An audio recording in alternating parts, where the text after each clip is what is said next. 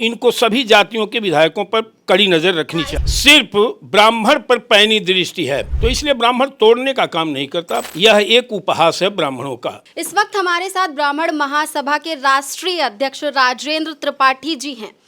अभी कुछ दिनों पहले हाल ही में ब्राह्मण विधायकों की पीएन पाठक जी के आवास पर एक लिट्टी चोखा का सहभोज हुआ, जो इस समय एकदम तूफान की तरह सामने आ रहा है। इस पर जो हमारे नए प्रदेश अध्यक्ष हैं, उन्होंने भी अपनी राय दे दी है, चेतावनी दी है कि इस तरीके का सहभोज दोबारा ना हो। ब्राह्मणों को चेतावनी दी गई है, विधायक डरे हुए हैं। क्या कहेंगे इस पर आप? अपने परिवार के साथ, अपने मित्र मंडली के साथ, अपने लोगों के साथ, अपने समाज के साथ, अपने पार्टी के साथ बैठक करना इतना बड़ा गुनाह हो गया कि भारतीय जनता पार्टी के प्रदेश अध्यक्ष को नोटिस देना पड़ा। ये आश्चर्य का विषय है। इसका मतलब कहीं न कहीं किसी एंगल से भाजपा के प्रदेश अध्यक्ष को पूर्व की जानकारी रही होगी, तभी इतना आनन फानन में इन्होंने एक्शन लेने का कार्य किया। और अगर ये गुनाह है कि ब्राह्मण 10, 15, 20, 50 विधायक इकट्ठा क्यों बैठे, तो इनको सभी जातियों के विधायकों पर कड़ी नजर रखनी चाहिए। इससे पहले जब ठाकुरों की बैठक हुई तब तो ऐसा कुछ नहीं हुआ। नहीं, उससे उनको दिक्कत नहीं है। अन्य जाति का कोई विधायक अपने परिजनों के साथ या अपने समाज के लोगों के साथ बैठे तो उनको दिक्कत नहीं है। सिर्फ ब्राह्मण पर पैनी दृष्टि है। मैं ये चाहूँगा कि जितना पैनी दृष्टि इनकी बैठक पर रही, माननीय प्रदेश अध्यक्ष जी, पीड़ित ब्राह्मणों के भी प्रति आपकी दृष्टि इसी तरह से यदि रहे तो ब्राह्मणों में असंतोष व्याप्त नहीं हो सकता। ब्राह्मणों के साथ ये जो हो रहा है, इस पर कई विपक्षी नेता भी तरह तरह के बयान दे रहे हैं। जैसे कि शिवपाल यादव कह रहे हैं कि हमारी पार्टी में आ जाएं, अखिलेश यादव भी ट्वीट कर रहे हैं। लोग जो अन्य पार्टी दल हैं, उनके जो नेता हैं, वो बोल रहे हैं कि जितने भी ब्राह्मण हैं वो हमारे साथ आ जाएं। लेकिन ज़्यादातर जो ब्राह्मण समाज है वो हमेशा से बीजेपी का सपोर्ट करता आ रहा है।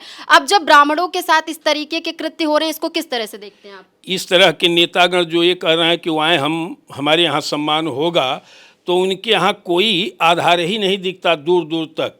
यह एक उपहास है ब्राह्मणों का, जो विपक्षी नेता कह रहे हैं। अगर असलियत है तो अपना एजेंडा स्पष्ट करें मीडिया के सामने कि उनके दल में ब्राह्मणों के लिए क्या स्थान है, या उनके एजेंडे में ब्राह्मणों के हित के लिए क्या है। पहले यह स्पष्ट करें तो ब्राह्मण इस पर विचार करेगा। अच्छा, आप राष्ट्रीय अध्यक्ष हैं, तो आप इसको किस तरह से देखेंगे? इस पर आप क्या आगे चाहते हैं? देखिए, एक निर्णायक की स्थिति राजनीति में उत्तर प्रदेश में ब्राह्मणों की है।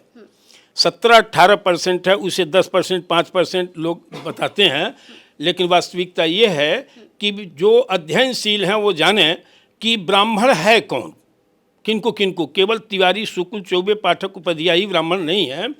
इसमें विश्वकर्मा, वैदिक विश्वकर्मा भी ब्राह्मण है, मैथिल ब्राह्मण है, पांचाल ब्राह्मण है, शिल्पी ब्राह्मण है, ये भी ब्राह्मण हैं। श्रीवास्तव में इनको भी ब्राह्मण की संज्ञा दी गई है, तो ब्राह्मण वंशावली कोई पर है। इस प्रकार मिलाने से हम 17-18% ब्राह्मण की हमारी औकात है। और एक ब्राह्मण कहीं आज तक अकेले नहीं जाता, वो 2-4 लोगों को लेके जाता है, इसलिए इसका अनुपात ज़्यादा बढ़ जाता है। यही कारण है कि हमेशा निर्णायक की स्थिति में ब्राह्मण रहा है, सत्ता की चाबी बन करके रहा है। ये संख्या बल के नाते और अपनी सोच के नाते। ब्राह्मण कभी कट्टर नहीं होता, ब्राह्मण कभी वादी नहीं होता। ब्राह्मण का जीवन राष्ट्र और समाज के लिए समर्पित होता है, इसीलिए ये हमेशा नेतृत्व में रहा है। सर्वे भवन्तु सुखिनः सर्वे सन्तु निरामया सिद्धांत के तहत वो रहा। वो अगर वादी होता तो सत्ता गैर को नसीब नहीं हो पाती।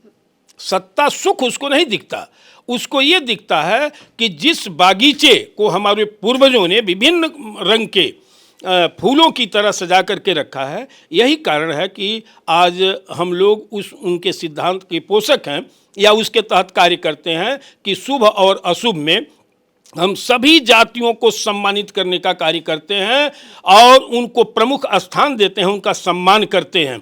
ये ब्राह्मण की व्यवस्था है।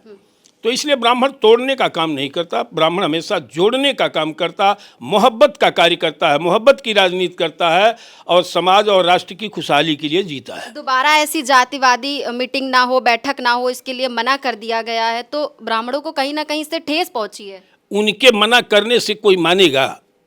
आप बताइए। जहाँ समाज पर खतरा आएगा, समाज के साथ अन्याय होगा, हमने प्रतिनिधि उनको चुना है, तो उनकी औकात है कि वो नहीं आएंगे इस कार्य में। नहीं आएंगे तो हाथ धो जाएंगे अपने आप को, और वो पार्टी भी हाथ धो जाएंगे। इतनी औकात हमारी है प्रदेश में, और हमारी उपेक्षा करके, तिरस्कार करके, प्रताड़ित करके कोई सत्ता की चाबी अपने हाथ में रखना चाहता है, असंभव। इसमें आगे आप कुछ कार्रवाई करेंगे, कुछ इसमें निर्णय लिया है आपने? हम लोग जो वो अदूरदर्शी निर्णय प्रदेश अध्यक्ष ने लिया है और नोटिस जारी किया है, उसका सम्यक परीक्षण करके हमारे साथ 207 ब्राह्मण संगठनों के राष्ट्रीय अध्यक्ष हैं, हम सभी लोग मिल करके उनको देंगे और मांग करेंगे कि आप श्वेत पत्र जारी करिए। आपको 95% ब्राह्मण वोट करता है भारतीय जनता पार्टी को, तो आप श्वेत पत्र जारी करके करें कि आपके एजेंडे में पीड़ित, जरूरतमंद, बेबस, लाचार, गरीब ब्राह्मणों के लिए क्या है।